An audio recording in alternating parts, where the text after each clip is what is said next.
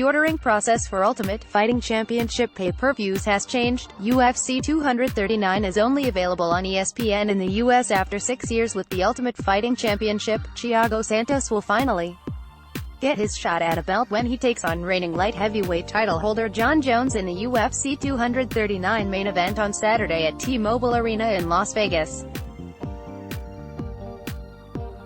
Santos finds himself on a 4-fight winning streak that includes 3 knockouts against Eric Anders, Jimmy Manuwa and Jan Blachowicz. Moretta provides the material for this edition of the Film Room. Although most observers do not give Santos much of a chance to dethrone Jones, his wild and aggressive style could match up perfectly with the champion. Santos is a madman, plain and simple. He has no concern for defense and would rather lose a crazy fight than win a boring decision. Not only is he one of the most aggressive fighters in the sport, but his athleticism makes him a truly scary contender.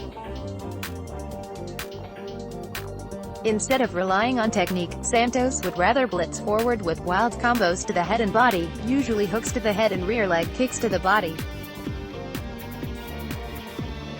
These blitzing combos obviously do not represent the most technical approach to fighting, but they work wonderfully to fluster opponents and trap them against the cage, where he can unload with more strikes. Those who fight Santos must have immaculate footwork to circle off of the cage and away from his pressure. Those who lack such skills are in for a long night of a giant Brazilian sprinting at them for 5 rounds. Jones has great offensive footwork but not so much on the defensive side. We have not seen anybody run at him like Santos will, and it will be interesting to see how he deals with the pressure. Once an opponent is trapped along the fence, Santos will throw wild combos and look for the highlight finish. Santos is great at mixing up his attacks to get the opponents to the cage, but once they are trapped, he usually just throws wild looping hooks to the head instead of mixing up his attacks. If Santos can learn to slow the pace a bit and intelligently pick his shots against the cage, he will have much more success keeping opponents corralled.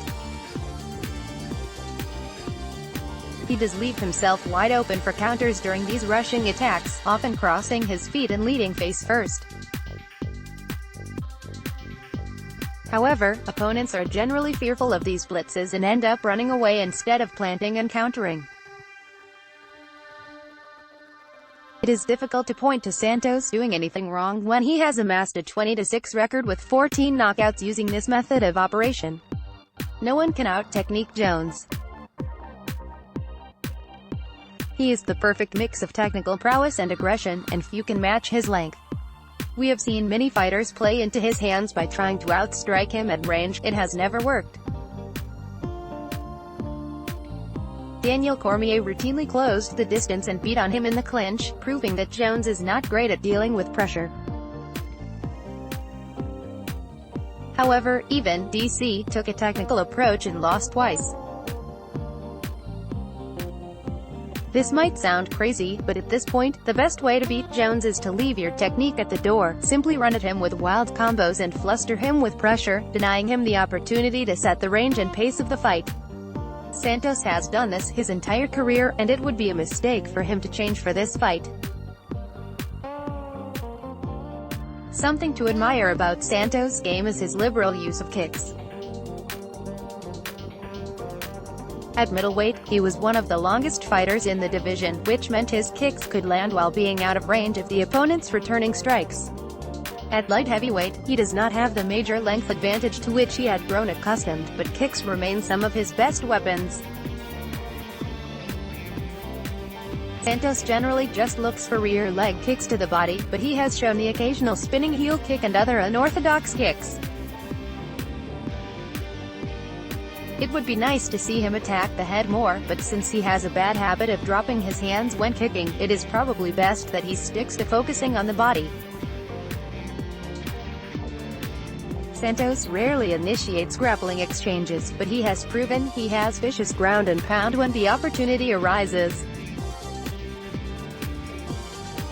Most of his ground and pound comes when the opponent is hurt, but either way, he has shown himself to be just as aggressive with his ground striking as he is on the feet. Santos is a black belt in jiu-jitsu, but he only has one submission victory on his record, and it was 8 years ago on the regional scene. Jones has far superior grappling and might try to take this fight to the ground, to negate Santos' best weapons, even though he prefers to beat opponents at their own game. Let's block ads. Why?